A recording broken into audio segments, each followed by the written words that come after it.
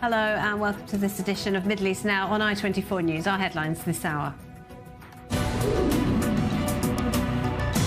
Thousands attend the funeral of murdered hostage Hersh Goldberg Polin in Jerusalem as President Herzog begs his family for forgiveness on behalf of the nation.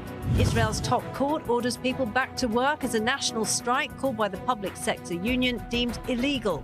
And Hamas ramps up the psychological torture of Israelis, releasing a photograph of the 6 hostages prior to their execution. First, thousands of people lined the streets of Jerusalem today to pay their respects to Hersh Goldberg Polin, one of 6 hostages who was brutally murdered by Hamas and whose remains were recovered by the IDF in a tunnel under Gaza. Hersh's mother, Rachel, has campaigned tirelessly for the 330 days her 23-year-old son was in captivity. Today, she had to bury him. I think we all did every single thing we could. The hope that perhaps a deal was near was so authentic, it was crunchy. It tasted close, but it was not to be so. Those beautiful 6 survived together, and those beautiful 6 died together, and now they will be remembered together forever. Okay, sweet boy, go now on your journey. I hope it's as good as the trips you dreamed about, because finally, my sweet boy, finally, you're free. I will love you and I will miss you every single day for the rest of my life. But you're right here. I know you're right here. I just have to teach myself how to feel you in a different way. And Hersh, there's one last thing I need you to do for us. Now I need you to help us stay strong, and I need you to help us survive. Heartbreaking just doesn't do it justice. While also speaking at Hersh's funeral today, Israel's president, who summed up the feelings of a nation when he expressed his sorrow and regrets at the failure to bring Hersh home alive. As a human being, as a father, and as the president of the State of Israel, I want to say how sorry I am. How sorry I am that we didn't protect Hersh on that dark day.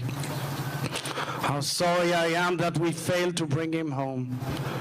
In his life and in his death, Hersh has touched all of humanity deeply. He has changed our world and woven his essence of light and love into the story of the Jewish people and into our human story forever. From here, I call upon the international community. The time to act is now. Bring them home. And it's been said before, but these are the hardest days, perhaps, for Israel since October 7th. Well, with me in the studio this hour, Ruth Weissman-Land is a former member of the Knesset and a research fellow at the Misgav Institute for Strategic Affairs. Welcome, Ruth. We're also joined by Shiri Feingrossman, member of Forum Dvorah, Women in Foreign Policy and National Security, and former head of regional affairs for the Israel National Security Council. Thank you for being with us as well, Shiri. We were all deeply moved to hear the words of Rachel Goldberg Polin there as she had to bury her son after almost a year of absolute torture. This is the end of a long and torturous journey for her and for all of us to some extent. As a mother, as a human being, it's no words would do justice to what has happened to all of us, but first and foremost to the mother of Hersh. We're a nation in mourning. There's no other way to look at it. And we're still in the midst of this horrible nightmare. I think that we can at least learn from this or become wiser as to how to tread towards stability on the one hand, but to understand that we have a number of enemies that want our elimination and destruction on the other. And those enemies are not resting. Shiri Feingrossman, there's such a juxtaposition, isn't there, for the really beautiful, peaceful, pure soul that Hersh was and the terrible, sordid way that he was murdered by Hamas terrorists in Gaza. Yeah, he was their only child. Which their only son. Yeah, they have 2 girls as well. The only son, sorry. I think, you know, there really are no words to condole them. And, you know, I'm just thinking all day about where is the world. I mean, I saw the International Red Cross put up a statement that all the hostages should be released immediately. Where has this been for the last 11 months? This should be every day said. And from all governments around the world. And the silence that we hear from regional neighbors from the Abraham Accords countries, from all Arab countries. This is prohibited by Islam to murder hostages like this. There's no justification for this act. And I just urge everyone watching to push their governments to do more. More can be done, and the thing is that if you try to tell Israel not to act militarily in Gaza, well, okay, so let diplomacy do its thing, and then we won't have to. But unfortunately, we're not seeing it. So we're left with almost zero choices. And of course, Hamas chose to wait until the moment of the funeral to release a horrendous propaganda video of the 6 murdered hostages prior to their execution. We, like all Israeli media, are refusing to play that video. We will show a still photograph. But this just shows the extent to which they have become experts at torturing Israelis. Well, the Hamas is a wing, I remind everybody that has perhaps forgotten, of the Muslim Brotherhood. Their expertise in psychological warfare has been well learnt, originally, unfortunately, from the Soviets, the Soviet regime and the Nazi regime. They've perfected the art of psychological warfare, and they're doing exactly what they had planned in the first place. And this is the interest of our enemies, first and foremost Iran, but also the proxies thereof, Hezbollah, Hamas, and so on, Islamic Jihad. Iran wishes to see the disintegration of Israeli society, much like it wanted to see the disintegration of Syrian society, Lebanese society, Yemenite society, Iraqi society. I'm talking about Arab, Muslim countries. And not only did it want to see their downfall, but it did. It did. It watched and it did everything it could to actually disintegrate those societies. That's what they want in Israel as well. Well, let's talk now about the pressure on Israeli society, because last night, of course, large protests erupted here in Tel Aviv as people took to the streets demanding Prime Minister Netanyahu do more to secure a hostage deal. Then the nation's public sector union, the Histadrut, announced a nationwide strike, but today the courts struck down that strike as illegal and it ended this afternoon. Our Emma Siegel has the detail. A grieving, enraged nation. Protests erupted across the country after the bodies of 6 hostages were found deep in the tunnels of Rafah and brought back to Israel. According to the IDF, the hostages, ranging in ages from 23 to 40, were murdered sometime between Thursday and Friday morning after surviving 11 months in captivity. Protesters showed up in droves to Tel Aviv Sunday night, where organizers say an estimated 300,000 people gathered and took part in the demonstrations, the largest since the beginning of the war starting on October 7th. Another estimated 200,000 took part in various other protests across the country.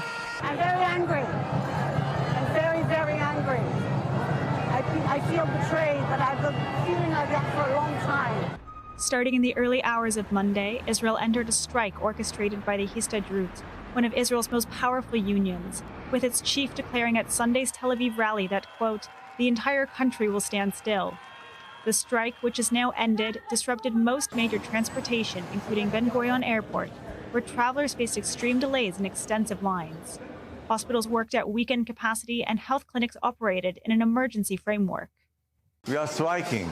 It's a very hard word for physicians who are here to take care for the life and the well-being of our patient. But we are in a very, very hard situation now, we and all the country, because of the hostages. The union declared the strike over what it says is the government's failure to secure the release of the hostages held in Gaza. But in such a divided country, it comes as no surprise that not everyone is happy with the shutdown. Israeli Finance Minister Bezalel Smotrich demanded Sunday evening that the Attorney General seek immediate injunctions to prevent today's general strike. The minister went as far as announcing that workers who strike Monday would not receive salaries for the day and will not be reimbursed later on. This while protests continue across Israel in the hopes of securing a deal for the remaining hostages. Today, I urge my government and all the states of the world to make a deal, make it possible, make it happen. It's too late for us, it's too late for Carmel. I will never hug her again. But 101 people can still hug their families. For them, make the deal, save lives. 101 hostages remain in captivity as desperation has risen to a peak in Israel to get them all out. And there were large protests in Jerusalem as well. We can go there now where we find our correspondent, Robert Swift. And Rob, the capital has been very much awash with emotion today. Grief for Hirsch, who was buried in the city, but also a great deal of anger, which is being directed at the government and more specifically at Prime Minister Netanyahu. That's right, the funeral of Hirsch closing just a few hours ago, and it does appear that some of the people who were present at that funeral have made their way here. We're just around the corner from the Prime Minister's residence, and as you can hear, there's quite a lot of anger here, quite a lot of people taking part in this protest. Now, we have one of the protesters here who we're going to speak to so that you can have a bit of an understanding of what is driving that anger. Lisa, can you just introduce yourself to us and tell us why you're here? My name is Lisa, and I'm here with thousands of other people and hundreds of thousands across the country. And it's our only source of hope and optimism right now in a situation that has become completely untenable, that is led by our incompetent government. There are 64 people in the Knesset who are literally ruining the country. And what do you expect to change off the back of the last 48 hours of actions? Change is a big word right now, but as I said, the situation is untenable. They are letting hostages rot in the tunnels of the despicable Hamas, but we have an enemy here within us as well, and they are not doing anything to bring them home. And with a broken heart, a broken collective heart, I am terribly sad that perhaps the last 48 hours All right, Rob. murder of the six. We're having trouble hearing, a lot of Rob. anger here in the streets in Jerusalem. We can hear that. Rob, thank you very much indeed. Robert Swift there in Jerusalem. Well, with me in the studio, Shiri Frank-Grossman and Ruth Wasserman-Land. Shiri, clearly there's a lot of hurt, a lot of anger, a lot of upset that is being directed at the Prime Minister. I mean, is there an element of Israelis? They have no control over Hamas. They have no control over Khamenei, so they are directing all of that anger at the government. Is that, or is it? Are they right to do that? Is that fair? You know, I think, we look at it very differently than our neighbors and Hamas. And there are many who think in the region, like Hezbollah and Hamas, that look at what's happening as the demise or the end of Israel. And they got it. This is their misconception, their huge misconception. What we're seeing is how strong is the people of Israel. They are so keen to keep on unity. And they go out to the streets and say how sorry they are for the hostages. They look out for each other. They help each other. We look what's going on in Gaza. It's every man for himself, not help, just eat everyone alive, take away free aid that comes in and sell it on the market for a ridiculous price. And those enemies of us, they don't understand how strong we are. And I look at this and I see the thousands that went to the streets yesterday. And they wanted to be together because, like you said, we're all grieving, we're all in pain. And we wanted to let the hostages' family know that. And I think it speaks volumes of how strong we are as a society, that we can contain those arguments. And a lot of the dictators around us cannot. Okay, Shiri, thank you. Ruth, do you agree with that? Or do you think, to a certain extent, these kind of scenes on the streets of Israeli cities are playing into the hands of our enemies? I tend to agree very much with what Shiri said. I think that it is a nation in mourning and grieving. There's no leaving that sentence. It is the epitome of pain, but we are, after all, in this pain together. It's not optimal. I'm sure that this is the vision and the hope of Iran and of Hamas, the demise of Israel and the demise and the disintegration of society in and within itself. And yet, on the other hand, this is the strength of a democracy. This is something that, again, one cannot see in the region, in any country, in fact, in the region. And I think that this is the inherent strength of Israel. However, I would emphasize that unity, as difficult as it is, at least having some core issues in which we are indeed united, are very, very important for our resilience. Okay, and we will hear from Prime Minister Netanyahu in around an hour's time. We'll bring you that speech live here on I24 News, of course. Well, large crowds are already gathering in central Tel Aviv for a second night of protests. Let's go down there now, where our Emily Francis joins us live. Emily, what's happening? Hi, good evening, Laura. As we just heard from our report from our colleague Rob in Jerusalem, people are just gathering in droves, excuse me, all over the country since the horrific news of the tragic execution of those 6 beautiful, beautiful human beings. I know it's hard to hear right now, so just take a listen to the crowd. Thousands of people here right now. Take a listen.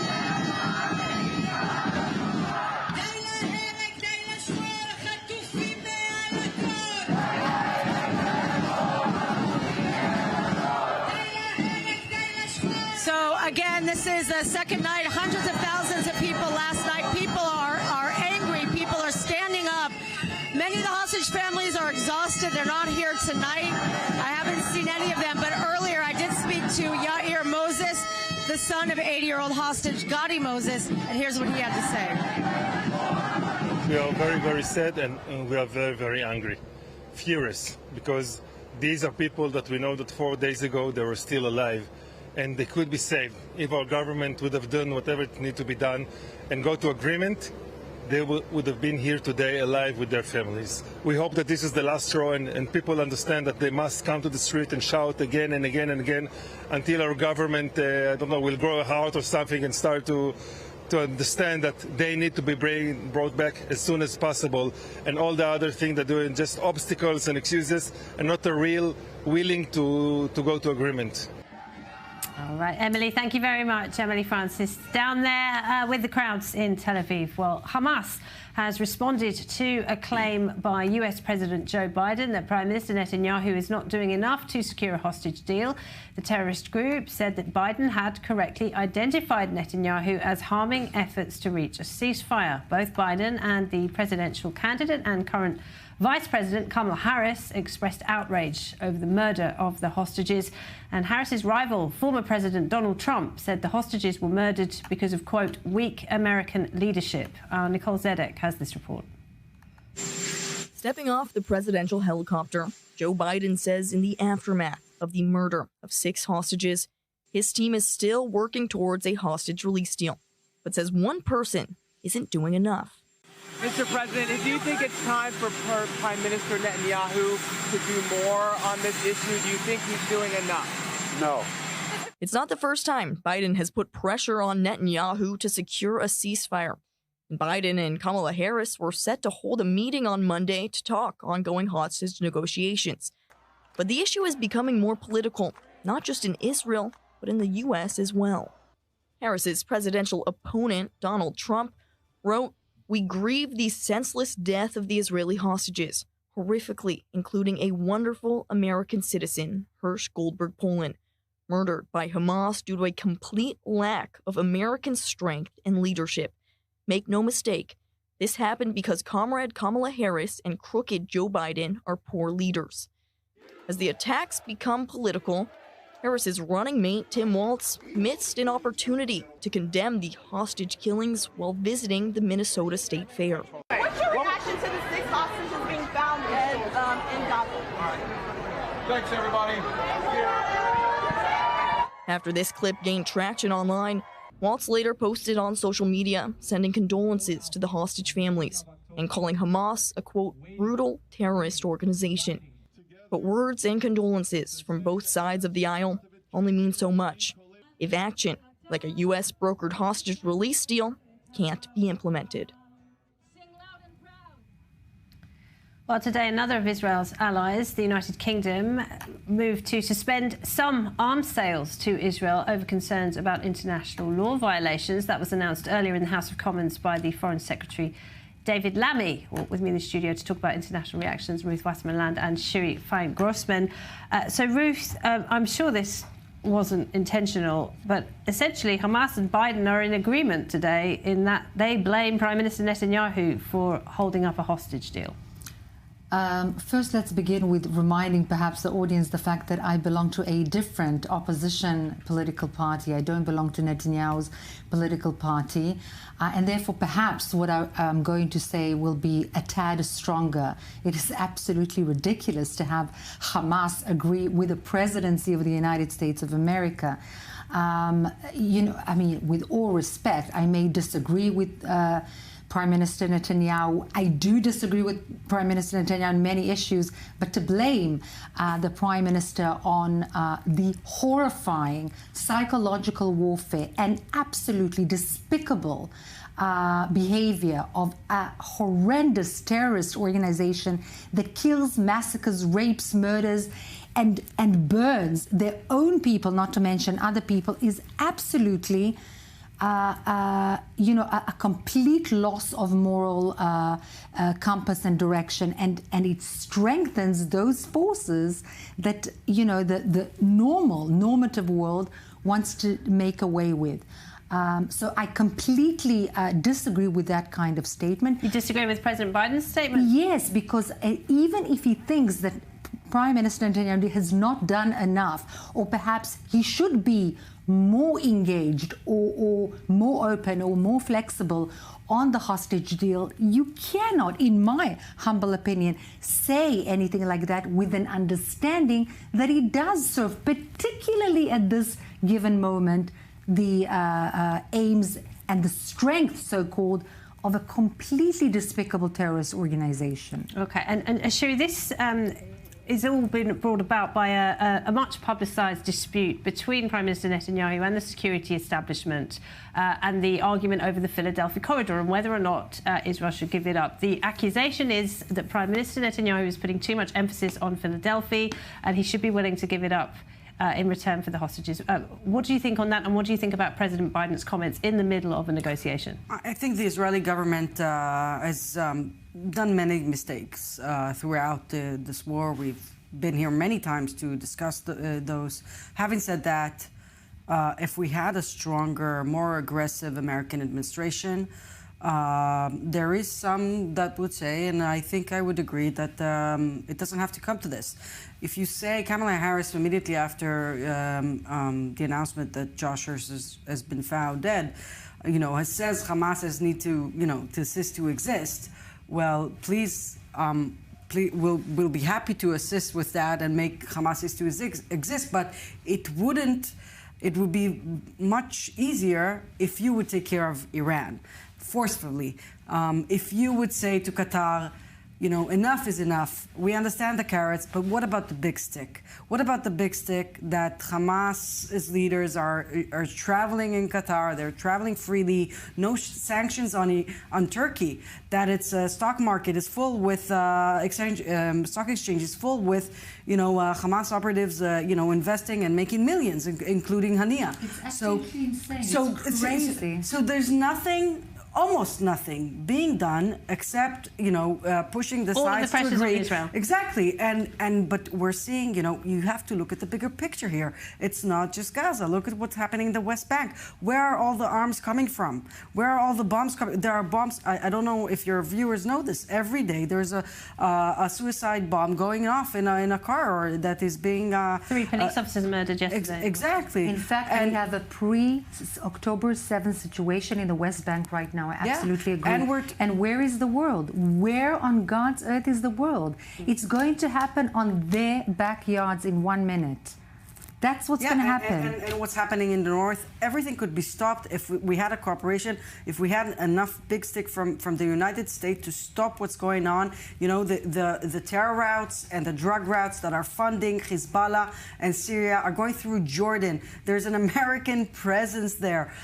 There's much to be done, and it's time to get serious about these issues. And of course, I'm not talking even about Yemen and the threat of, you know, Egypt's economy, Saudi's economy, and all the rest. And of course, this has been dropped right in the middle of the US presidential election campaign, which is now just a few weeks away. I mean, does that put even more pressure on Israel? Absolutely. The Americans want quiet. That's what they want. The whole focus is on the elections. What they want is quiet in order to get along, try and get over the election period peacefully, or rather in a moderate way, saying one and the other at the same time. No policy is expected until after the elections. It's the fascination with de-escalation process that we've seen in the last, you know, even in the Trump administration, and it just doesn't work. It doesn't work. If you want quiet, if you want peace, you need to get a lot more aggressive and forceful and put the stick on the table. It's not enough just to want everybody to get along. Okay, all right, thank you both. We're going to take a very short break. When we come back, we will continue our conversations. We'll also talk about the second day of a polio vaccination campaign that is underway in Gaza today. More on that next. Stay with us.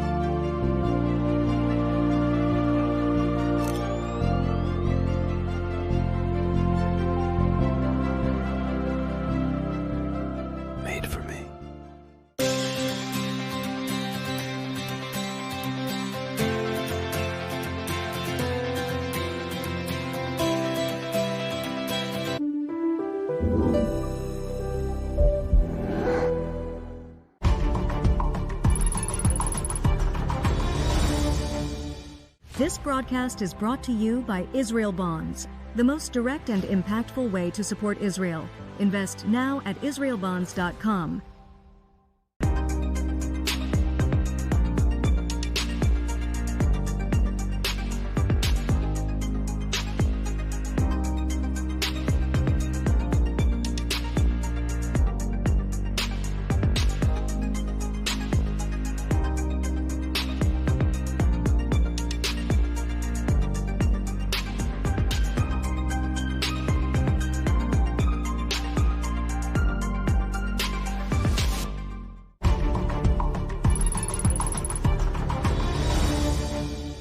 This broadcast is brought to you by Israel Bonds, the most direct and impactful way to support Israel. Invest now at israelbonds.com.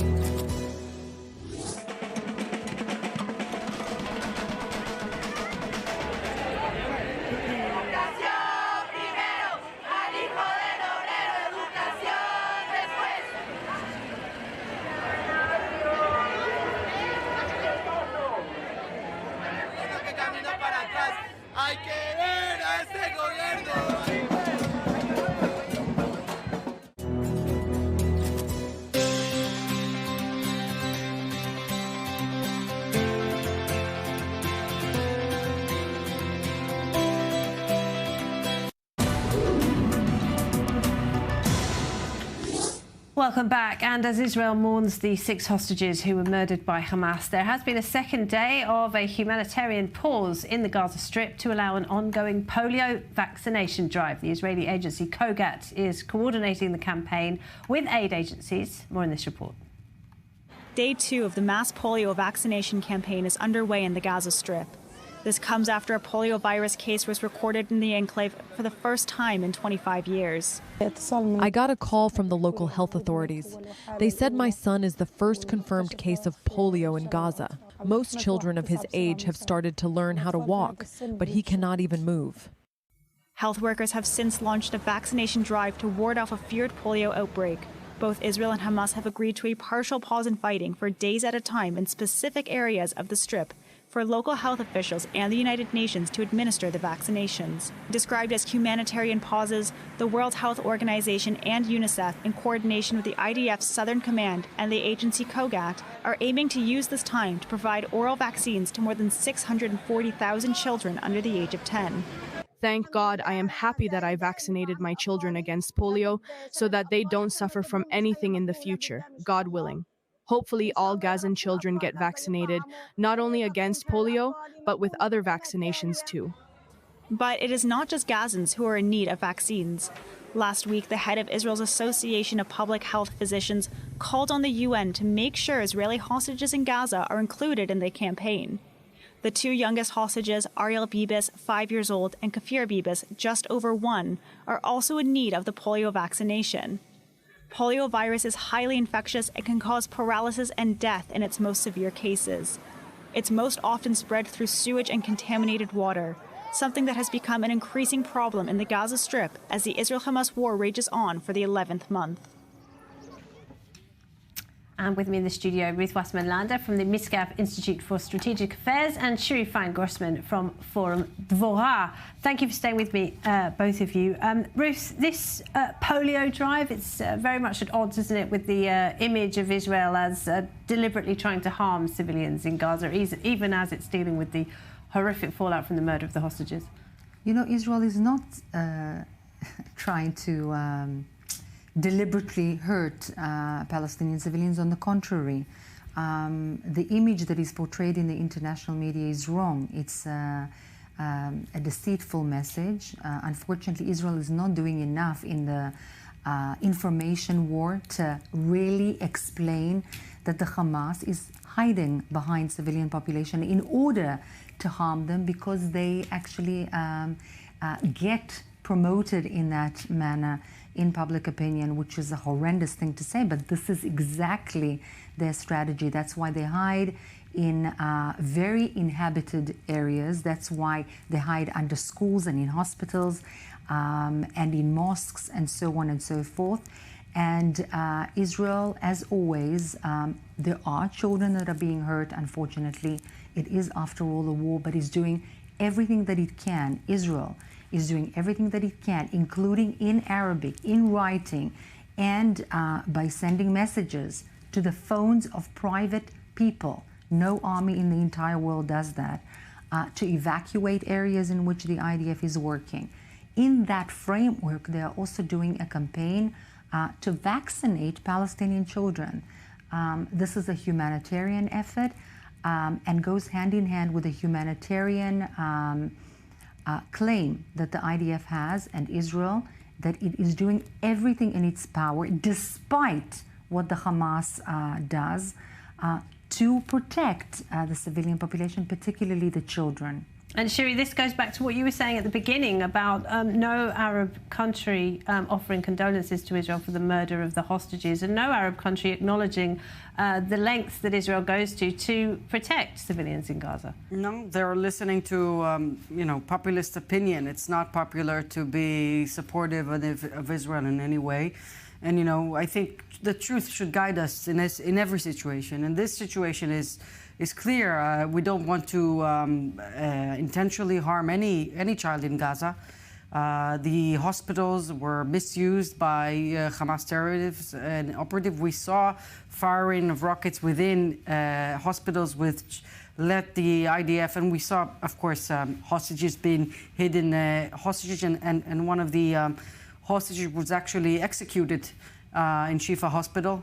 So this is the situation we've come to, that newborn babies could not be vaccinated against various diseases because of the misuse of hospitals. And you know, Israel should do whatever it can from her new humanitarian side. It's in its interest, self-interest, to do that as well. It's just, again, if the international organizations and people would very coherently and consistently condemn Hamas for its misuse of international law, we would be in another situation, including the International Criminal Court, of course. Okay, thank you both. Well, Turkey's President Erdogan has repeatedly embraced Hamas, and now there are further signs he's trying to reorient his country away from the West and towards China and Russia. Bloomberg reports today that Turkey has officially applied to join the BRICS group of emerging market economies. To talk more about that, we're joined by Sinan Sidi, Senior Fellow on Turkey at the Foundation for the Defence of Democracies. Thank you very much for being with us, Sinan. And Erdogan has long complained, hasn't he, that the West is holding Turkey back from being self-sufficient in defence and other areas. Is this his way of making that happen? Well, it sure looks like it. I mean, he's been intimating it, sort of pivoting away from the EU access, the European Union access, for some time. And this is the most stark sort of intention to do so. I should be clear and say, look, he's not going to be the one that says, I'm terminating Turkey's application to the accession process for Europe. Why would he do that? He doesn't want to score an own goal. If the Europeans want to go ahead with that, that's fine. But he's basically saying, well, we'll keep that on ice, or we'll keep pursuing it, but we're not going to stop sort of pursuing other interests. And what he means by that is edging closer towards joining a club of autocracies, which is the BRICS. And he's made this intention clear, and now is explicit. Turkey is going to file an application. I don't know what that looks like. It's not like an EU accession process, but it is a very stark realization that Turkey is pivoting away from its Western anchor. I've never thought I would live to see this day. And is that a position shared by most Turks? We remember, of course, that President Erdogan did win the election by quite a slim margin, after all. Right. So I think it would be fair to say that a lot of Turkish citizens are very bitter towards the European Union for their sort of perception that the accession process to include Turkey as an EU member has been sort of badly handled. They think it's prejudicial. They think it's basically hamstrung. That's certainly understandable because it has been a long process. But on the other hand, I don't necessarily think at this point, given how bad the economy is, just how sort of citizens are escaping the country and trying to enter sort of the developed world in an undocumented style, they would not be the first ones to, I think, volunteer that exiting all sort of avenues towards joining the EU one day is a good strategy. But they don't know any better. I mean, if you told them they're applying for the BRICS, which is, I don't think the average Turkish citizen would understand what that is. And I think if Turkey continues and really does engage this process, it is a process which is going to make the country immeasurably poorer. It's going to be less accountable than it already is to the rule of law, because there is nothing that requires BRICS members to uphold rule of law. You just have to look at the list of its members. And Turkey, of course, remains a member of NATO. There have been tensions with other NATO members, of course. Could this prompt more of a serious backlash from those fellow member states? It should do. I mean, it should. I mean, a lot of member states, as well as statesmen within NATO countries, are already concerned that Turkey is essentially sort of wayward. It's really surpassed a sort of many red lines in terms of what it takes to uphold the values of the NATO alliance. You and I recently discussed how Turkey's blocked NATO's cooperation with Israel. It previously did it with Cyprus. We've had discussions in the past week, according to Turkish sources, that the United States and Turkey are discussing how to bring Turkey back to the F-35 program, despite all this. But on top of that, today, we've just heard reports out of Turkey right now that U.S. Marines attached to the USS Wasp, an aircraft carrier group that's on shore leave in Turkey right now, were attacked and mobbed by locals who were shouting, essentially, "Yankee, go home." And it's a stark realization, essentially, just how nasty and embittered Turks have become towards the West. Sinan. We've got some pictures of that up on the screen right now, if we can bring those pictures back. There we are. This is a US Marine being attacked by a mob in Turkey. Is that right? Correct, yeah. So the US Embassy confirmed this just a short while ago. This is a local group of extreme left-wing youth. They're essentially putting a sack over the head of the US Marine. Which is basically what U.S. Marine, what Turkish servicemen were subjected to in 2003 when they illegally entered Iraq during the U.S. invasion. and were essentially, bagged in the same way. And these soldiers were handed back to Turkey. So they're doing the same thing as a symbolic measure. But the actual sort of footage, if you had the full sound on, there's a chance to really saying, berating the U.S. service members, and the U.S. embassy calls this an attack. And just before you go, Sinan, President Erdogan, of course, has tried to position himself as the champion of the Palestinians. He's embraced Hamas and so forth. But he recently met with the Saudi Crown Prince, Mohammed bin Salman. What is that relationship like? Well, again, that is a relationship like many of other Erdogan's relationships in the region, which is very brittle. It's very sort of unpredictable. They do not trust him. He's also going to hopefully meet Sisi, Egypt Sisi, next week sometime. This is all an attempt for Erdogan to sort of wedge himself into the sort of the after Gaza, the after war sort of scenarios in terms of how Turkey can possibly play a part. They want a piece of the pie in terms of reconstruction. Yes, he'd like to position himself as a champion of Palestinians, but nobody's fooled by this. He is a champion of Hamas, and that's the bottom line. Sinan Sidi at the FDD, we appreciate it. Thank you very much. Ruth Wasserman Land and Sherifah Grossman with me in this studio. No surprise then that Erdogan is increasingly pivoting away from the West. But what might be concerning for people in Israel is his outreach to Saudi Arabia. Well, I'm not sure about that. Look, the entire region has been going into this de-escalation process, as we saw, the normalization between Saudi Arabia and Iran. We saw UAE normalization with Turkey right after the Abraham Accords, which caught out many of us by surprise. There's sworn enemies. Of course, with ending the inner conflict in the GCC between Qatar and Saudi Arabia. So we've seen a lot of these reconciliation and normalization processes, and I think this Turkey's bid for the BRICS is also kind of this trend we're seeing, where the UAE and Saudi Arabia have also joined the BRICS, and it's kind of this turning away from the West process, and a lot of regional powers trying to show how strong they are. So this is a global strength. I don't think the connection to Israel is minor, I think. Okay, and Ruth, President Erdogan has really positioned himself as an enemy of Israel. He's been one of Israel's fiercest critics. Israel hopes, of course, and you know this as someone who worked on the Abraham Accords, Israel is hoping that MBS will be more of a long-term friend. Well, I think that Turkey has a huge financial and economic crisis. And one of the things that it's trying to do is find alternative ways in which to reconstruct, help mend the big financial and economic crisis that Erdogan drove his own country into. I just remind that a few years ago there was an attempt at the rapprochement between Erdogan and Israel, again on the issue of economic and financial coexistence, so-called. Very, very plainly, Erdogan is an Islamist. He was an Islamist. He remains an Islamist, and he will still be an Islamist. The Europeans did not allow Turkey into the European Union for nothing. They knew what they were doing. Likewise, there is a fear, by the way, from Saudi Arabia, from Egypt and other countries in the region, from Erdogan and from this Islamist tendencies of Erdogan. He is a Muslim Brotherhood disciple, and so he will continue to be. And despite the rapprochement with other countries, they quite understand what he's about. It's a different story behind the scenes. All right, thank you both.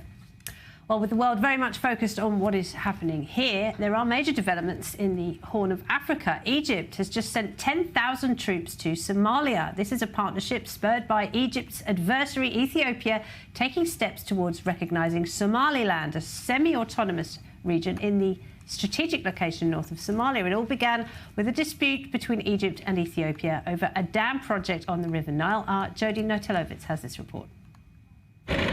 Tensions are escalating in the Horn of Africa as a military alliance between Egypt and Somalia is sealed. After more than 4 decades of absence from the volatile region, Cairo has signed a military deal with Somalia, offering a replacement for the African Union peacekeeping force as its mandate nears its end. One of the outcomes of today's meeting, of which I'm very proud and committed to, is the new defense agreement signed between Somalia and Egypt in front of us today. But this move is likely to deepen strains between Egypt and Somalia on the one hand, and Ethiopia. Addis Ababa's foreign ministry issued a statement declaring that the country cannot stand idle while other actors are taking measures to destabilize the region. In recent years, tensions had already been brewing as Ethiopia constructed a hydro dam that Egypt feared would significantly reduce flow from the Nile River into its territory. Another point of contention is a deal between Somaliland and Addis Ababa that would grant landlocked Ethiopia access to a stretch of coastline along the Red Sea.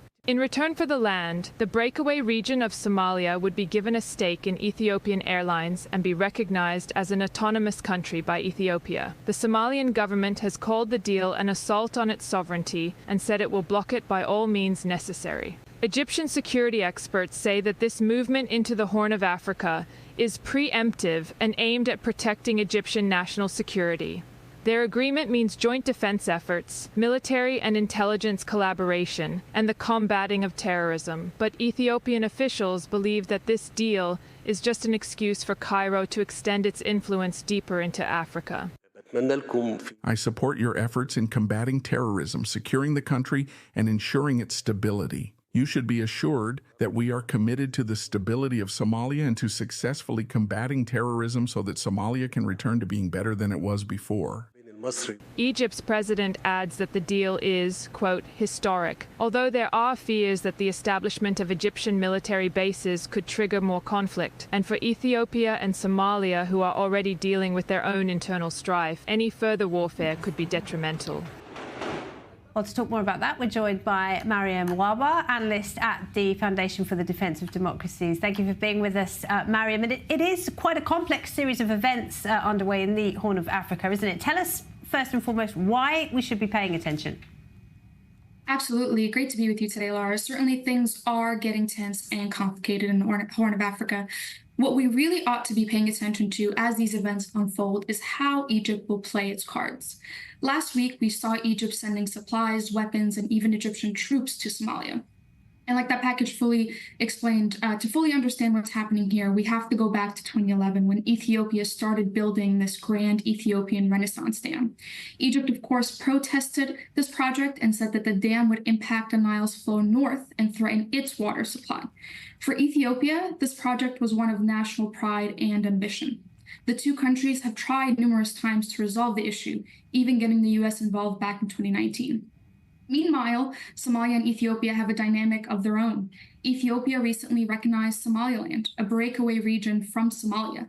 This move was, of course, seen as an attempt to bolster Ethiopia's strategic influence in the region and to gain a strategic ally against Somalia, to which has aligned itself closely with Egypt in opposing this dam project. Since then, Egypt and Somalia have grown closer, and Egypt sees opportunities in Somaliland to counter Ethiopian influence. And it'll be really important to watch how Egypt will flex its political and military muscles in the coming days. And of course, Somaliland is in a very strategic location, isn't it? It is just across the water from Houthi-controlled Yemen, and we've seen that the chaos that the Houthis have unleashed on global shipping in this part of the world. Could that be a factor in all of this? Absolutely. And we saw this on display fully with Ethiopia's recognition of Somaliland. In return for recognizing Somaliland's independence, Ethiopia will be able to lease coastal lands in Somaliland. In theory, this gives Ethiopia direct access to not only the Gulf of Aden, but the critical Bab el-Mandeb. What's important to note here is that it seems like it's only a matter of time before other neighboring countries like Sudan will be dragged into this. It's a fascinating story and one which will have implications for us all in the region. Mariam, thank you very much indeed. Mariam Waba there at the FDD. Thank you. Well, let's go back to the main news this hour. Israel is gripped by grief and anger over the murder of 6 hostages by Hamas in recent days. One of those hostages, Hirsch Goldberg Polin was buried today in Jerusalem. The Prime Minister, Benjamin Netanyahu, is set to address the nation shortly, this amid widespread anger and criticism that he's not doing enough to secure a hostage deal. President Biden said just as much earlier today. Well, let's go down to Tel Aviv, where we are expecting a second night of protests. Our Emily Francis is there. Emily, what's happening?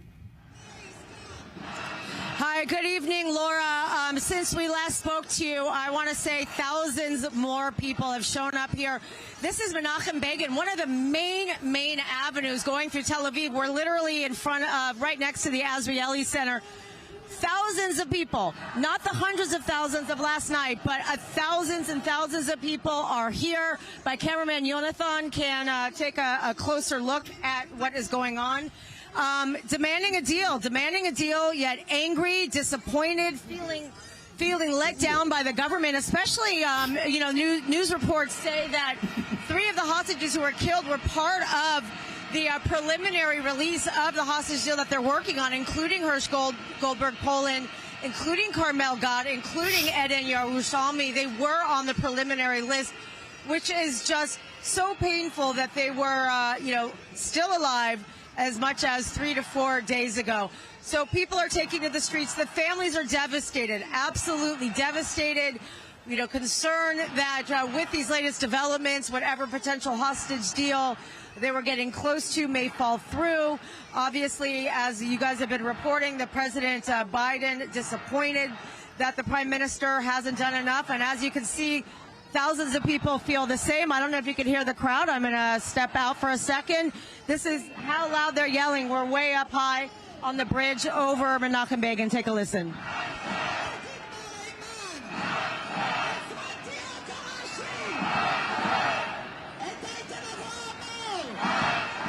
If you just take a look, it's just one of those, seeing the bird's eye view where we are above the crowd.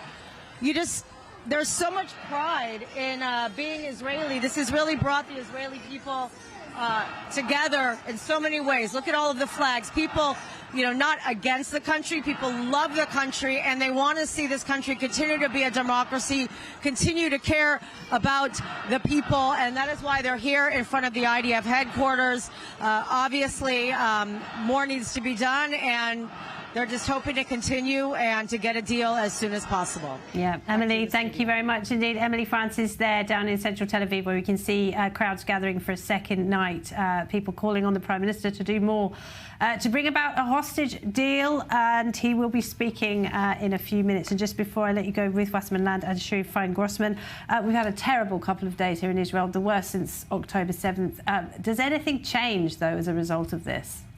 I think there is a silver lining to this terrible tragedy and mourning. I think this is, first of all, an opportunity for the entire Jewish peoplehood throughout the world to join the Israeli brothers and sisters, and they have certainly done so. There has been a rapprochement of people who have even been angry at times at a certain government in Israel throughout the years, or simply estranged from Israel. There's been a moving closer between the Jewish people who throughout the world, the diaspora, and Israel, and vice versa. This is one thing.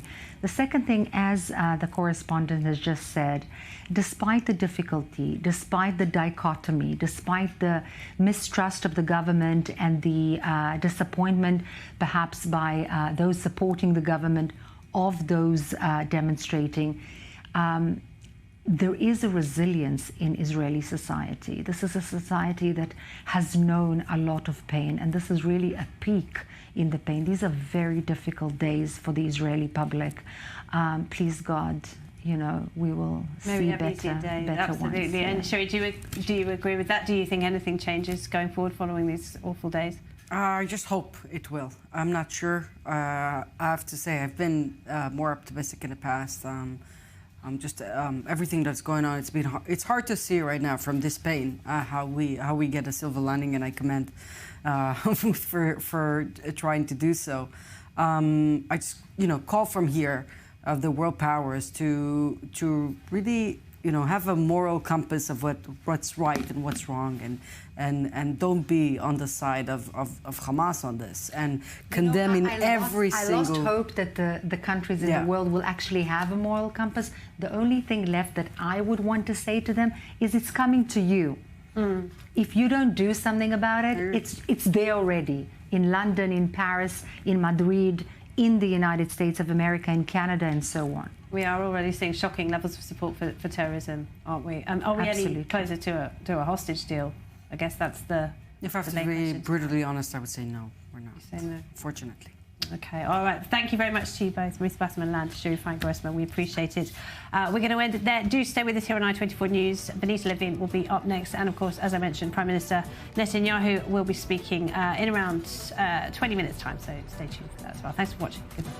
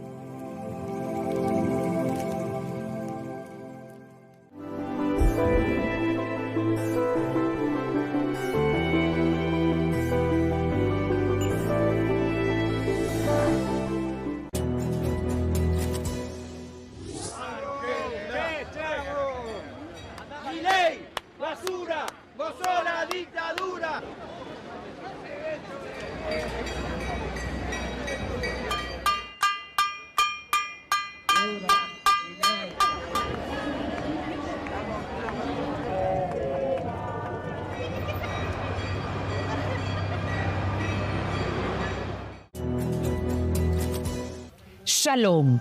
¿Qué me trae por aquí? La necesidad impostergable de 600 millones de hispanoparlantes que ahora necesitan escuchar el mensaje judío e israelí en tiempos difíciles. ¿Cómo lograrlo? Cuento con ustedes para continuar llevando a lo más alto del mundo mediático una inquebrantable diplomacia pública al servicio de la verdad sin concesión alguna.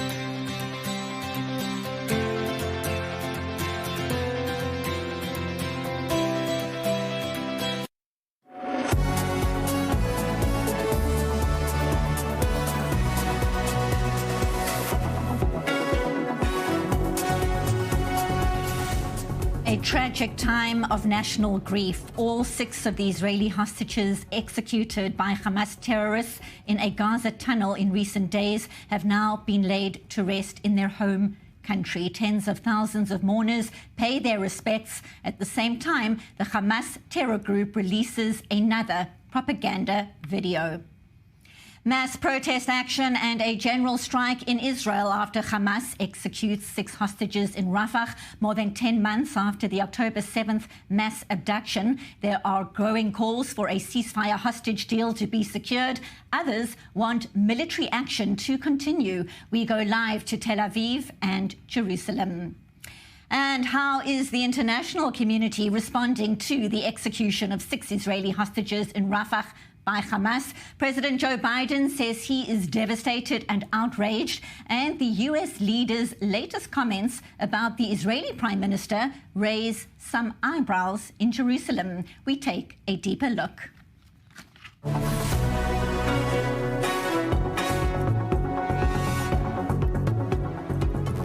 This is the rundown on I24 News. I'm Denise Levine. A nation in mourning, a time of unimaginable grief in Israel. Tens of thousands of mourners attending the funerals of the 6 Israeli hostages executed by Hamas in a tunnel in Gaza in recent days after surviving 330 days in captivity.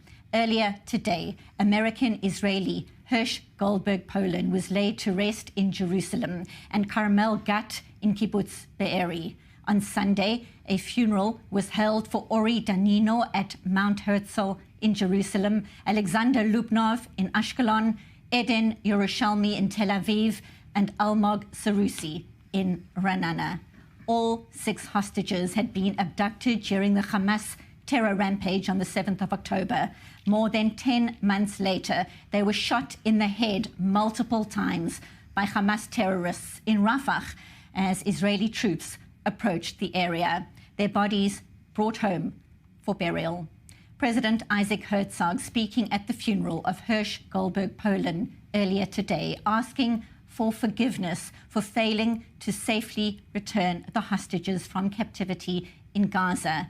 And Hirsch's mother, Rachel, sharing these powerful, heartbreaking words. How do we live the rest of our life without you? I pray that your death will be a turning point in this horrible situation in which we are all entangled. I take such comfort knowing you were with Carmel, Ori, Eden, Elmog, and Alex. From what I have been told, they each were delightful in very different ways, and I think that is how the 6 of you managed to stay alive in unimaginable circumstances for so very long.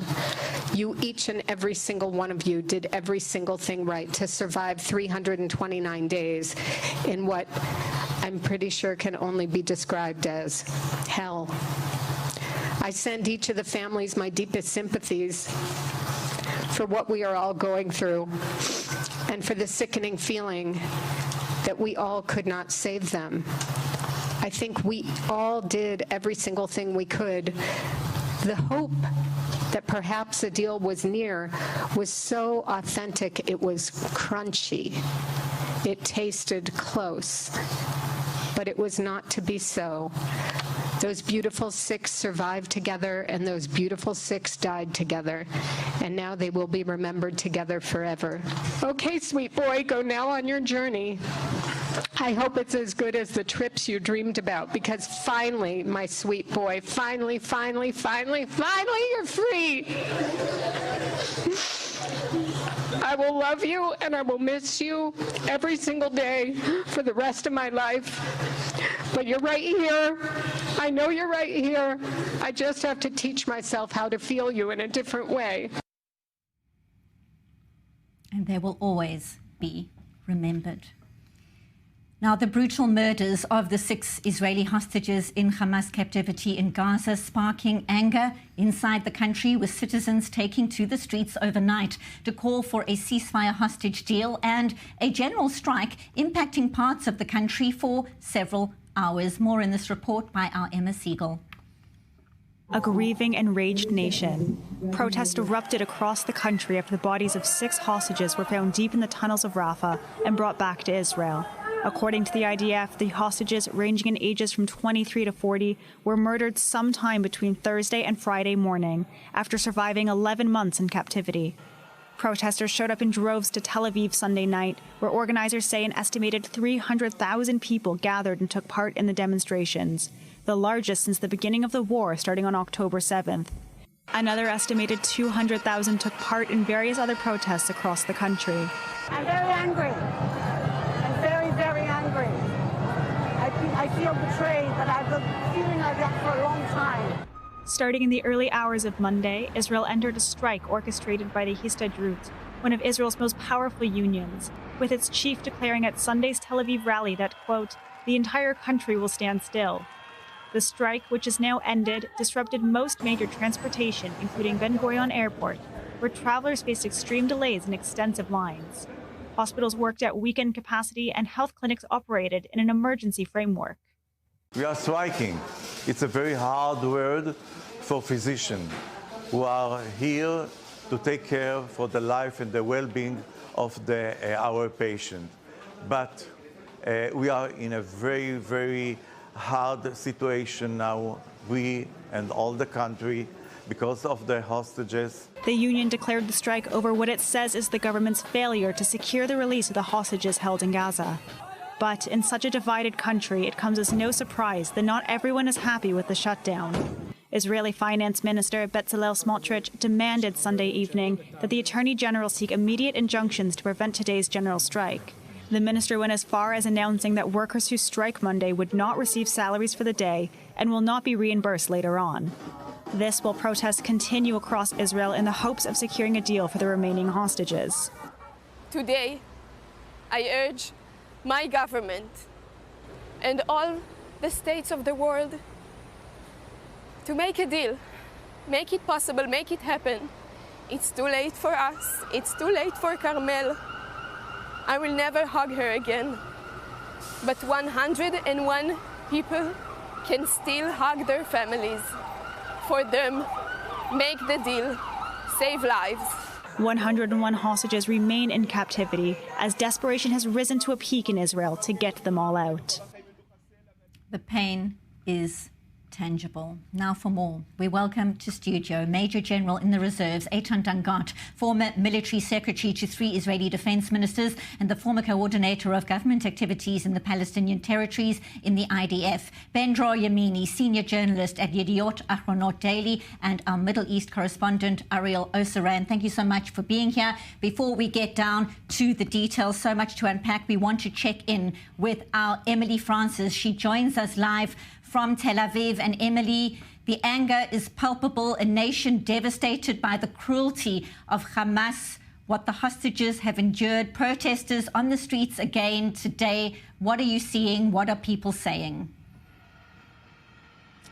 Hi, good evening, Benita and everyone. Listen, of all of the months that I've been here covering the rallies and the hostages, this is something that we have not seen yet, except for last night, that is. I mean, there is just a resolve, an anger, a fight, a grieving process.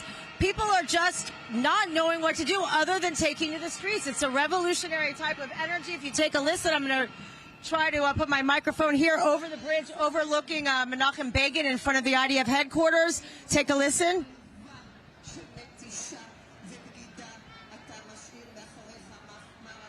So, I mean, literally, you would never know that this is a major thoroughfare in Tel Aviv. It's completely blocked off to pedestrians. No one could get in and get out. But what you do see from this vantage point is just a sea of Israeli flags. This isn't anything.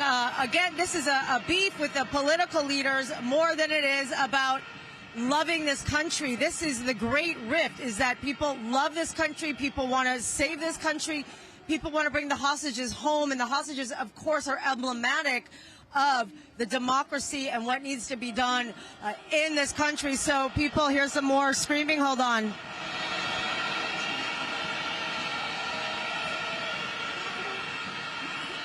So the thousands of people that are here right now also were part of last night's rally with hundreds of thousands of people all over this entire country. It's really come to a fever pitch. It's a deal now, or it's got to be a deal now, according to what everyone is saying. The other thing, before the Prime Minister, of course, speaks, is that it is reported that three of the six were part of the initial release if the hostage deal went through, including Hirsch, including Carmel, including Eden. But earlier this evening, I spoke to the son of one of the hostages who is still in Gaza, Yair Moses, the son of Gadi Moses, and here's what he had to say.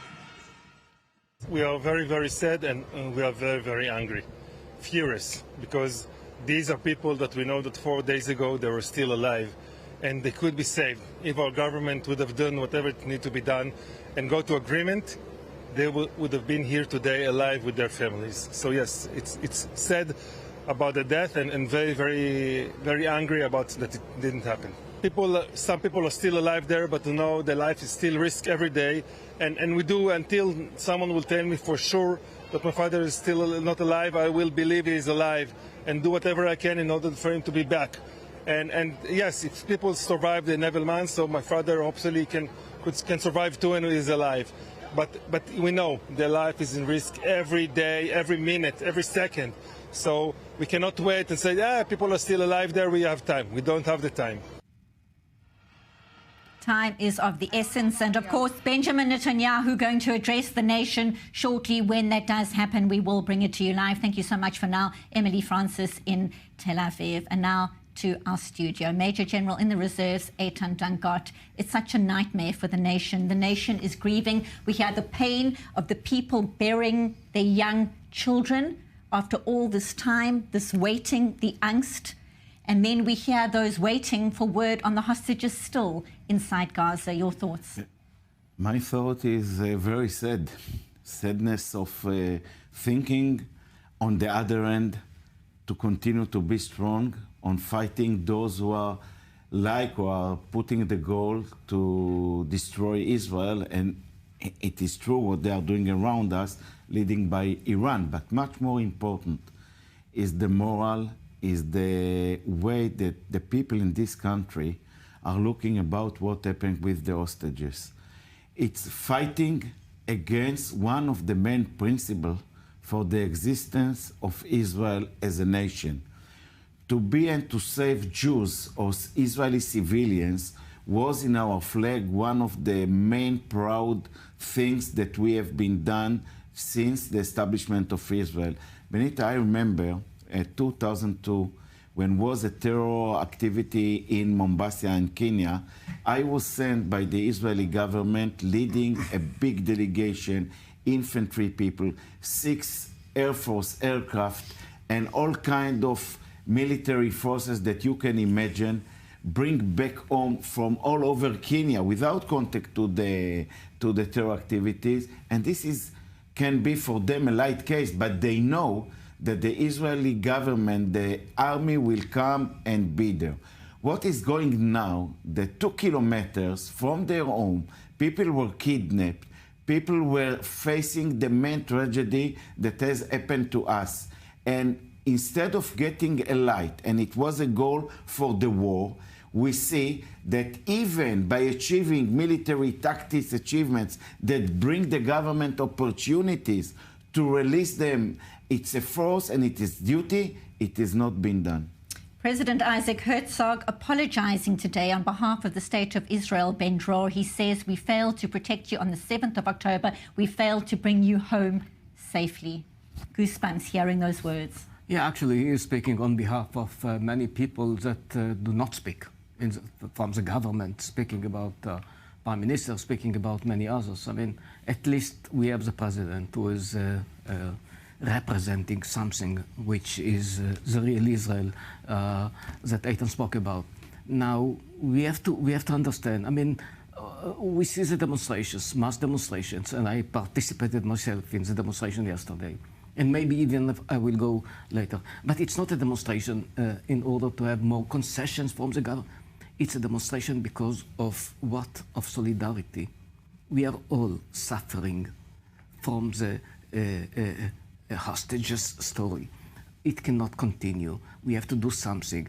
I don't know exactly what, but the feeling is of so many people, and according to the polls, the majority in Israel, we feel that the decisions of the government are actually motivated by political considerations and not by what should have been done. And it's so regrettable, and it makes us all so sorry. And the grieving is just getting more and more because of that. The grief is so palpable, and it's felt across the nation. Gentlemen, stay with us because I want to check in with our correspondent, Robert Swift. He joins us live from Jerusalem, and we're talking now about the pain across the country. Protesters there making their voices heard. Rob, tell us more. What are they saying right now? That's right. I'm going to jump to the side so that you can see a procession of fake coffins that have just gone past us. You might be able to see the Israeli flags draped over 6 imitation coffins. This is a procession that's been going up and down the street here during this protest. This 6 coffins representing the 6 Israeli hostages who were killed in the last few days. Now, that gives you a tangible sense of how angry the public is here at this protest. The sense that I get is the desire by hostages' families 6, 8, 9 months ago not to get involved in politics. That sense has been slowly eroded until in the last few days it is absolutely broken, and many of the hostages' families are past the point of making any attempt to remain apolitical. As we've been seeing from statements from some of the families today who have been extremely critical of the government and the way that it is conducting both the war in general, but specifically the negotiations with Hamas. Thank you so much. Our correspondent, Robert Swift, live from Jerusalem. More to come from Rob, of course, in the coming hours. Thank you, Rob.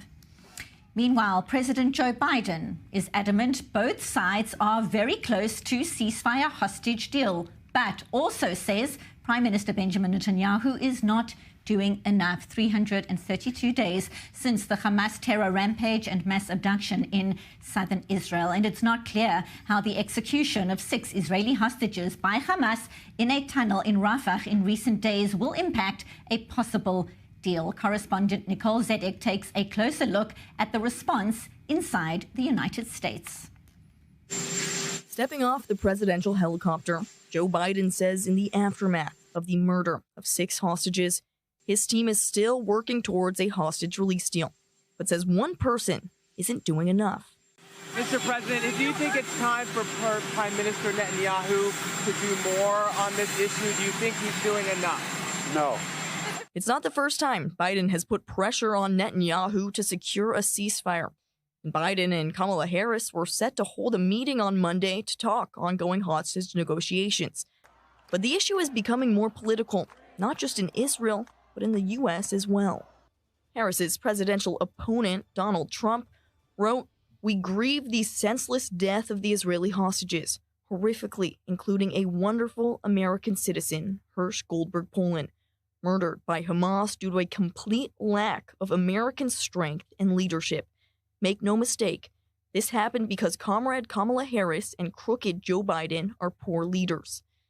As the attacks become political, Harris's running mate, Tim Walz, missed an opportunity to condemn the hostage killings while visiting the Minnesota State Fair. What's your reaction to the 6 hostages being found in Gaza? Thanks, everybody. After this clip gained traction online, Waltz later posted on social media, sending condolences to the hostage families and calling Hamas a, quote, brutal terrorist organization. But words and condolences from both sides of the aisle only mean so much if action, like a U.S. brokered hostage release deal, can't be implemented. Bendro Yamini, I'm going to come to you about the reaction out of the United States. What stood out for you? What surprised you right now? No, I mean, it's not surprising. I mean, they are familiar with the details of what is going on with the negotiation. They are familiar. But let me tell you something. We have a problem, even with the United States. We just heard an hour ago about the sanction coming from Britain about some nations, which is a shame. But not an embargo. Yeah, it's not a, yeah, well, you know, they are trying. Quite respected list. Yeah. So, but who began with it? It's the United States who began with it. Yes, okay, I know. Joe Biden is a great friend of Israel. He is a Zionist, and his assistance is just maybe without any precedent. But we cannot forget the fact that he made mistakes. And Canada and Italy and other countries, now Britain, actually they followed him. So what are actually they are saying to the Hamas? Continue. That's what we are saying to Hamas, actually, with this kind of sanctions against what? Against Israel? Israel is in the front of fighting this global jihad, Islamism, which is threatening also the West, not only Israel. Israel is just in the front right now. We saw what happened just 10 days ago in Austria with ISIS. I mean, and you are putting a kind of embargo, not embargo, sanctions against Israel, and you delay ammunition to Israel, that Israel, when Israel is fighting terror, what are you doing, Zahel? What are you doing? You are fighting yourself. You are fighting. This kind of appeasement never worked with this kind of terror organizations. It never worked with the Nazis. So you repeat all the mistakes. What are you doing? Zahel, what are you doing? Instead of to support Israel, you are supporting the Hamas. When Sinwar is looking to what Britain is doing now, they are totally encouraged and say, look, I have my own gains. I will continue. That's the response of Britain to the execution of 6 hostages. Why? Because of appeasement. Because of this kind of lunatic progressivism. I mean, what are they doing? I mean, are you crazy? What do you think? That the jihadists in Britain will be much more relaxed because you are against Israel? Just the opposite. Just the opposite. You encourage their appetite, actually. That's what you do. They say, well, look, Hamas is doing well, so we have to continue. Our demonstrations against the very existence of Israel are doing well. Look at the response of Britain. They will continue. It's a self-defeat. Benjamin Netanyahu is about to speak live to the nation. We go there for the latest. Let's take a listen. Citizens of Israel, we are in the midst of an existential war against the evil, the axis of Iran. And the first condition of victory, this existential war, is the unity among us. We must stand united as one against a brutal enemy who wants to destroy us all of us with no exception, left, right, religious or secular, Jews and non-Jews. We have discovered that. Not only on October 7th, we have discovered that throughout the war, but we have discovered it all the more again in a terrible massacre, in the execution, the cold-blooded execution of 6 of our hostages. Carmel Gat, Eden Yerushalmi, Hirsch Goldberg Polin, Sasha Lubanov, Almog Sarusi, and First Sergeant Ori Danino. May God avenge their death. Over the last 24 hours, I have spoken on the phone to several of their families. And while I was talking to them, I was looking at the pictures of these beautiful, pure souls. And my heart, the heart of the nation, is shattered to pieces. You see the light shining from their faces. You see the hope. You hear their life story, which is miraculous. And all of this light has been darkened in one all of this purity is no longer because of the monster's evil hand. I told the families, and I would like to repeat again tonight, I would like to ask for your forgiveness that we have not been able to bring them back home alive. We were very close, but we have not managed to do so. And I would like to once again reiterate tonight that Israel will not simply stay silent about this massacre. Hamas will pay a heavy price, a very heavy price. In the war against the axis of evil, in this specific war against Hamas, and also up north, we have set 4 goals: to destroy Hamas, to bring all of our hostages back, to make sure that Gaza will no longer pose a threat to Israel, and to bring back our residents in the northern area of Israel safely home. 3 of these goals go through one place: the Philadelphia corridor. It is the oxygen of Hamas. It is how Hamas is becoming armed. And what is the meaning of the Philadelphia corridor? What is its meaning to Israel's safety? What is its meaning and importance to ensuring that we will not have another October 7th, and another October 7th, and another October 7th, just like Hamas has promised it would do? I would like to show you, first of all, what we had over the years until we left that place. This is the state of Israel. This is Egypt. And you can see the Gaza Strip. It is not far from Tel Aviv, not far from Beersheba, and it's, of course, just meters away from the Gaza envelope. But we had an international border, which was from the sea all the way to Eilat. That was the international border of Israel. I would like, if I can, to zoom in. And if you look at this, while zooming in, you see that all of these borders, the Navy border, the marine border is ours, but the land border is not. Ashkelon, Sderot, the Kibbutzim, Kerem Shalom, and down below, the Philadelphia corridor, all the way down to Rafah, all of these are under Israeli control. Now, here's what happened when we left Gaza. What happened was that the borders remained in our control. And they have tried the marine border, they tried to break through, you remember the Marmara and so on, but the land border, nothing goes through it. But once we left Gaza, we left the Philadelphia corridor, and the Philadelphia corridor is actually the border between the Gaza Strip and Egypt.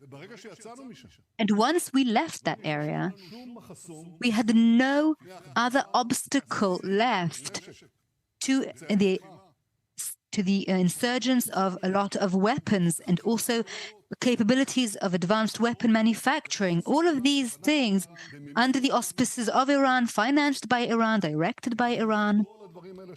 And all of these things that you see here were brought in, and Gaza became a huge threat to Israel because there was no obstacle, there was no barrier there. And that is why we must ask ourselves, and I am asked, if it was so bad, why didn't you conquer that area? Why didn't you occupy it? Why didn't you take over?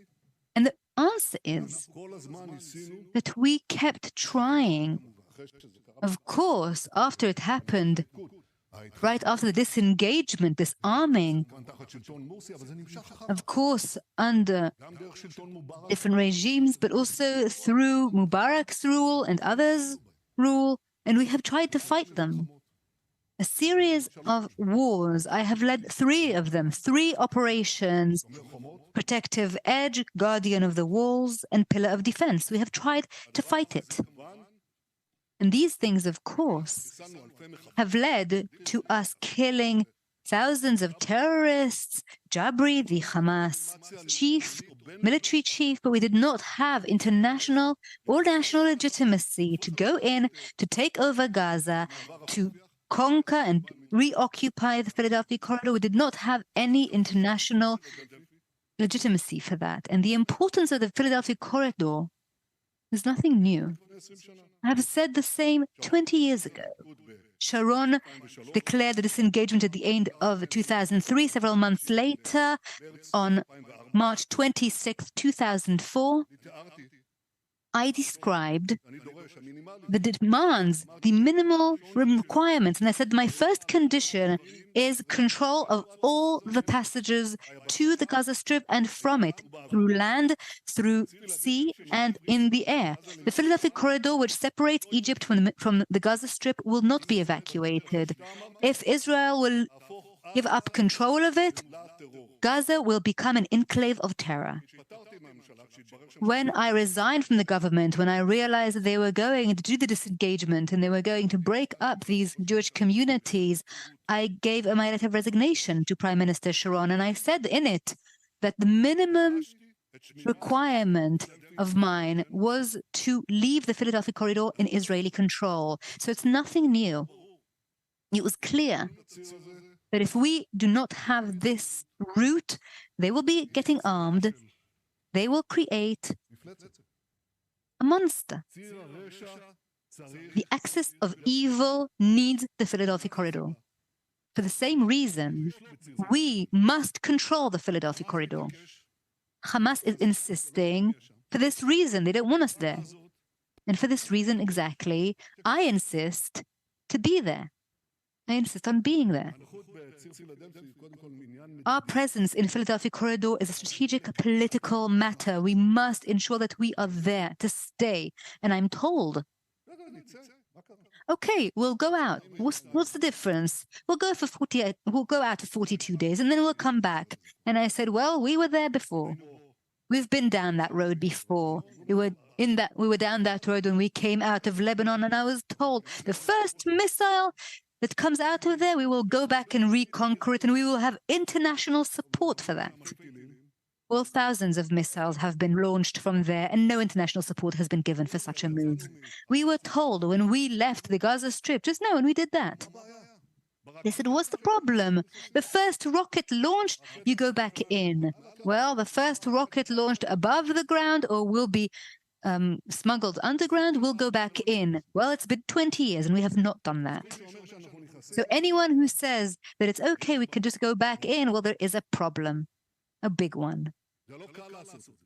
It's not easy to do. And it's not just a matter of tactics and military matters. It's a matter of huge international pressure that is being exerted from the entire world. If we go out, we are pressured not to go back in. Not to go back in.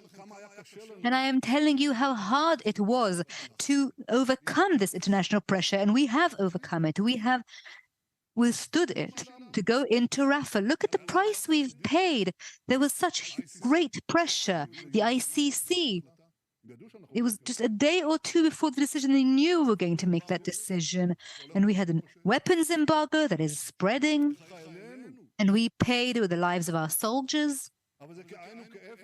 But it is nothing compared to what will happen, the kind of pressure we'll have to face if we all leave. And everyone understands the importance of this, but they don't support it because they want us to end the war. That's what everyone wants. They want us to end the war. And this corridor is different to any other route, to any other place, because it is central, because it determines our entire future. Its importance is tremendous to us. But the world who wants us to end the war, the last thing they want is for us to go back then. We will have to withstand such tremendous pressure in the Security Council and elsewhere. I don't want to give details. I don't want to give others ideas. I know what will happen. Why should we go into this trap? We're told that it's possible. Well, I say that this thing will not bring our hostages back to us. The opposite is true. I want to tell you that when we went into Philadelphia, only then did we feel a change. For months and months, after the first deal, Hamas did not budge. They insisted, you have to say so in advance. You have to declare the end of the war in advance and to say that you will leave the Gaza Strip and allow us to rule it once again. And the first crack, and this of course does not bring to the deal or to the release of anyone, but the first crack came when we went into Rafah, when we took over the Philadelphia corridor, we took over the passage, the Rafah passage, Hamas's way of oxygen. That's when they started speaking differently. Then they kind of went back a little bit when they thought that Iran would come and save them, or Hezbollah would come to their aid and help them and rescue them. And now they're hoping international pressure or internal pressure will come to their aid. But the fact is that the first change to the effectiveness on the way to a deal came from this perception of the Philadelphia corridor and evacuating it. If you go out, you don't come back in again. I said that we're not going to leave for 42 days because we're going to be there for 42 years. No, I didn't say that. I was quoted as saying such on some channels, but it's not true. But I said, if we leave, we may not come back for 42 years because we haven't come back for 20. After sacrificing, after fighting, after capturing them by their throats, which is what could give us the hostages as well as, by the way, Munir, by the way, prevents them from being smuggled, from being transported elsewhere. In these 42 days, they can be taken anywhere. They can be taken to Sinai. It's just a few meters away. All they have to do is cross the fence and they'll disappear in Sinai. They can maybe appear in Iran, in Yemen. No way. After having received all of that, we will not give it up and we will not put our foot into a terrible trap, which is not a tactical military issue, it's a strategic political one. And just as there were security chiefs and officials who said, no problem, we can get out of the Gaza Strip, there's no problem, we can get out of Lebanon, we can leave.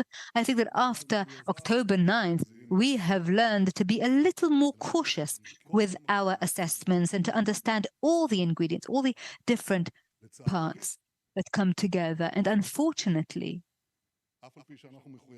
even though we are committed wholeheartedly, and I am wholeheartedly committed to achieve a deal and to promote it, unfortunately, we have not seen such attempts from the Hamas side. We have agreed to the outline presented by President Biden on May 31st. We agreed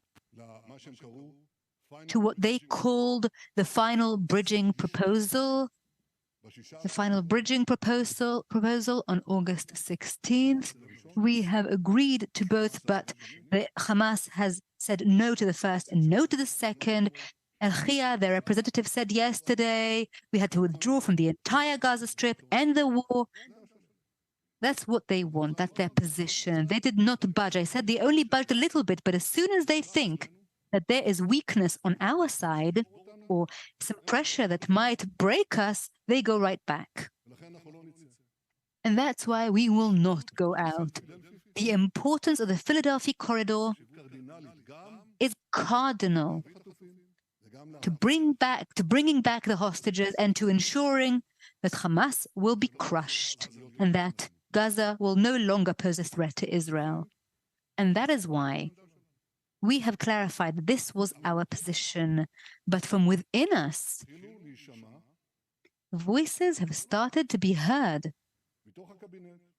From within the cabinet, ministers in the government, who said, no problem, we can get out, even though we have already decided not to.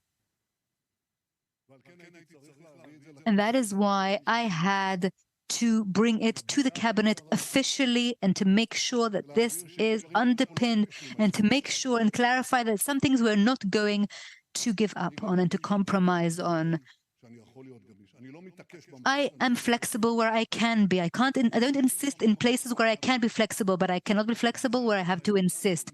And this is something that we must all insist upon. Otherwise, we will all get this disaster right back. The axis of evil needs the Philadelphia corridor. We need to control it. And that is why, After we have made that cabinet decision, I was shocked. I was absolutely shocked. Because I heard from within us, from among us, voices saying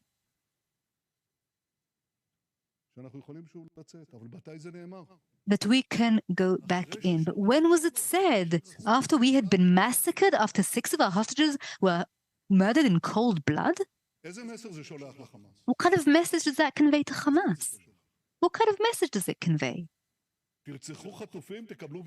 Kill hostages and you'll get concessions. I'm saying it's completely legitimate within the different discussions. Any minister can and must say what their opinion is. Anyone who has been in these discussions, and too many are in the discussions, and maybe sometimes a little twisted, but I do encourage everyone to speak their mind. I don't stand in anyone's way. On the contrary, but once a decision has been made, it is binding. And being a member of the cabinet is not just something you pick and choose. Once a decision is made, it binds everyone. And the message that we should change our minds, change an essential strategic decision, or that any decision of ours will be changed under pressure after having killed our hostages, it's a terrible message. It's an incentive to kill more, to do terror. And that's why it's absolutely not going to happen. Hamas, of course, thinks that it will happen. As long as they see that we are divided. And by the way, it's nothing new. They have been employing these tactics for an entire year. Please show, not this slide. Go back. Please go back, please. First of all, this is what we want to have. We want the IDF to stay here and to curb. This is the IDF here. And in order for us to come out, they want us to come out, not only from there, but from the entire Gaza Strip. To do so, Hamas is doing tactics. Their tactics that they're employing is to divide us, to weaken us, and to make us surrender. And why? This is a document of directives that was found in a tunnel of senior Hamas officials, our soldiers. IDF troops found it. And by the way, in the media, they said it was Sinwar. I can't say it was Sinwar, but it is certainly senior officials of Hamas. This is the original document in Arabic, and this is the translation into Hebrew to increase the distribution of images and videos of hostages, because it creates psychological pressure to do everything possible in order to increase psychological pressure on Gallant, to continue the view that Netanyahu is responsible for what happened, to harm the Israeli narrative as if the ground operation is serving the return of the hostages. This is word for word what it says in Arabic. This is the Hamas strategy. This is their message page. They want us to be divided. They are hoping that there will be a divide internally and that the Israeli people will go after this, but they are wrong. I said before, when there was an argument about the refuseniks, and we said that on the day we will all come together. And I thought this was a terrible, terrible debate, because it sounded to the enemies like we were divided, but I said that we will all fight together on the day. And now the same illusion is being made that we are going to surrender or to give up on certain points that are so crucial to us, that they can divide us and that we will surrender and give up. I will not give up. I will not give in to international pressure. I can withstand pressure, even greater pressure. And our people will not give up, because most of the public understands exactly what I've said. It doesn't matter what you see on your TV screens. I am telling Sinwar now, forget it. It's not going to happen.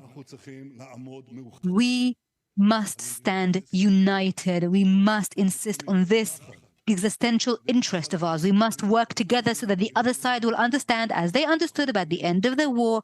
They will understand here too that we are not giving up on things that are essential. By the way, we give up on other things that are less essential. We make concessions. I said there could be great flexibility in other areas throughout the year and now too.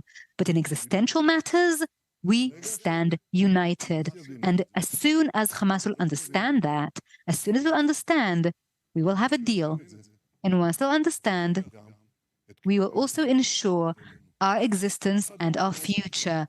Together we stand, together we fight, and together, with God's help, we will overcome. Questions?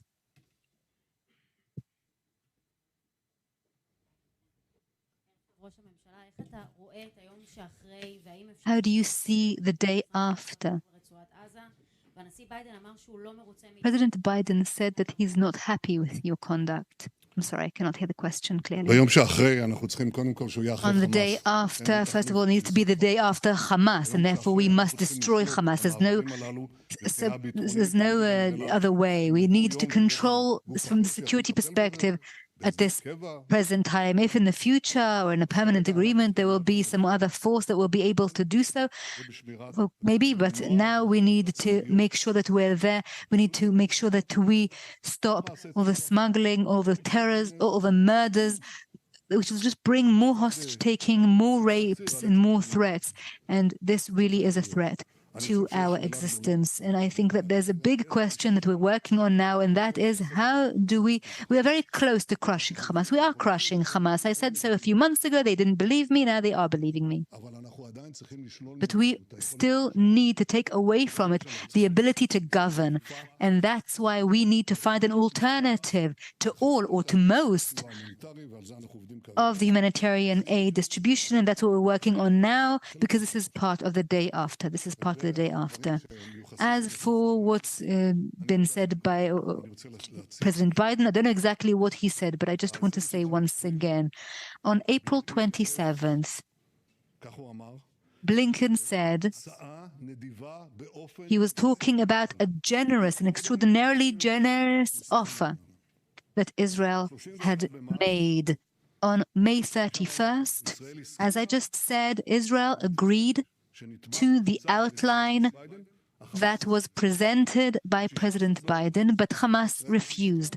On August 16th, Israel agreed to the final bridging proposal. Hamas refused. On August 19th, Secretary of State Blinken said Israel has agreed to the American proposal. Now Hamas needs to agree. On August 28th, Deputy Head of the CIA said Israel has shown seriousness in its negotiations. It is now time for Hamas to do so. That was 5 days ago. What happened during those 5 days? What happened is one thing. 6 of our hostages were murdered in cold blood. So, after that terrible murder, I don't believe anyone serious can come and say, now make more concessions. You're not serious. Hamas is serious. I don't believe this exists. I don't think anyone really thinks that. And I don't believe that President Biden has truly said that. I 24.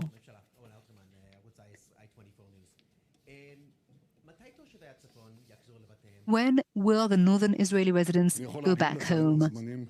I can tell you that there's a schedule, but I think it'll be a big mistake to do so. We are struggling, we are fighting against Hezbollah and the Axis, and we can't accept the situation. I was at Sasa, Kibbutz Sasa, and in the Northern Command I spoke to the commander, and I met several reservists who live there, and I was told, Mr. Prime Minister, we will stay here no matter what, but we need to have others return, and they are absolutely right. And I told them, I am not going to convince anyone to return. We're not convincing the people in the south either. 90% have gone back, and not because we've convinced them to do so, but because we have changed the security reality on the ground. Because once we intercepted or killed deaf and others, what happened? They would have wanted to do something, but they can't. Why? Because we have changed reality on the ground, because we have taken control over the Gaza Strip and Philadelphia, the corridor, the passages. And so we're not trying to convince. In the northern border, we also need to change reality, and we will. And I said that the last action taken, during which we have destroyed Hezbollah rocket launchers, which they thought they were going to surprise us with their attack, but we had a preemptive attack carried out instead. And these rockets were supposed to be directed at the Golan Heights and the Galilee, and we have managed to take down all of them. But this is not the end of the story. The end of the story will happen when we change the security reality on the ground there, as we did in the south. And we are still to be tested on that. And we can perhaps do so politically, in political means. I will be happy to do that. But if that won't happen, it will happen in other means. And the plans and the schedules and our preparations, you will excuse me, but I'm not going to share with you. Channel 13. Prime Minister Benjamin Netanyahu taking questions there, day 332 of the war on existential matters. He says, quote unquote, "We stand united." Eitan, I'm coming straight to you. What stood out for you? A lot of talk and a presentation on Philadelphia. Yes, but the outcome, I can make it very shortly.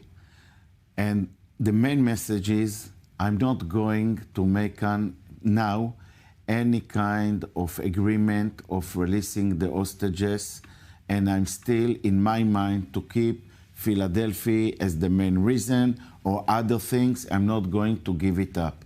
It's a signal to what happened here in the last 24 hours. Secondly, he sent a very clear message to the Minister of Defense about his opinion about Philadelphia and about his behavior. He translated it as a weakness that taken in consideration by Hamas, and is the tough that Hamas is standing against Hamas.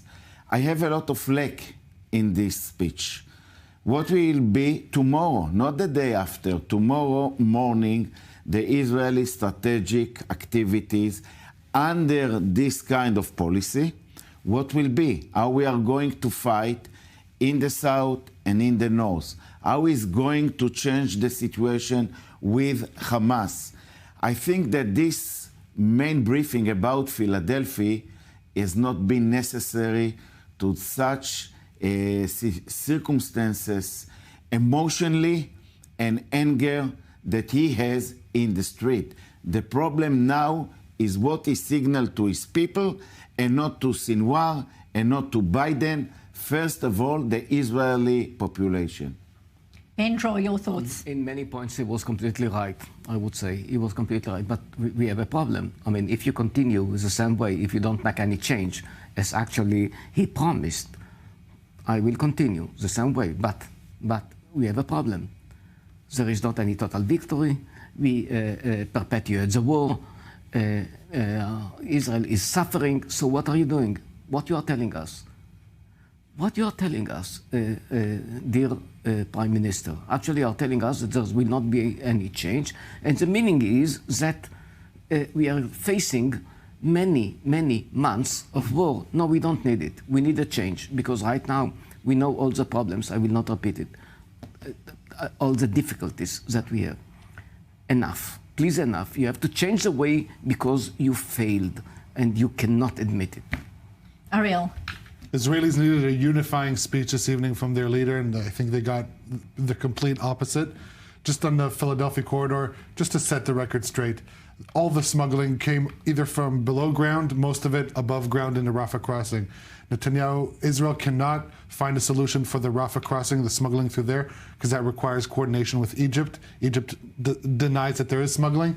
And below the ground, Israel needs an underground barrier, and Israel cannot build one because, again, it needs Israel's agreement. So staying in the Philadelphia corridor may be important, but it will not stop the smuggling of weapons and the situation that was that built for 20 years on Israel's border. And if being at the Philadelphia corridor is an existential threat, not only Israel should not have waited 20 years after the disengagement to do so. By the way, Netanyahu did not resign from the government because of disengagement. He voted in favor of the disengagement. That is something that needs to be the record put straight. And as for Israel's if it was an existential threat, Israel should not have waited 7 months to go into Rafah from the moment it started its ground operation. It should have gone there on day one. 20 seconds left. Ben Dror, for the families of the 101 hostages still in captivity, what do they read into the speech? Terrible, terrible. Actually, it's telling them deal is not upcoming, and this message is heartbreaking. Heartbreaking indeed. Ben Dror, Yamini, Eitan Dangot, Ariel Osran, I wish we had more time. Thank you all so much for being here in studio. And that is a wrap for the rundown for today. Parting words, quoting the president earlier to John and Rachel Goldberg, Poland, saying, against the senseless hatred and unthinkable brutality of Hamas terror, pure barbaric evil, you have taught the world about human dignity. With those words, I thank you for watching The Rundown. I'm Benita Levine. Stay tuned. This is I-24 News. Thank you.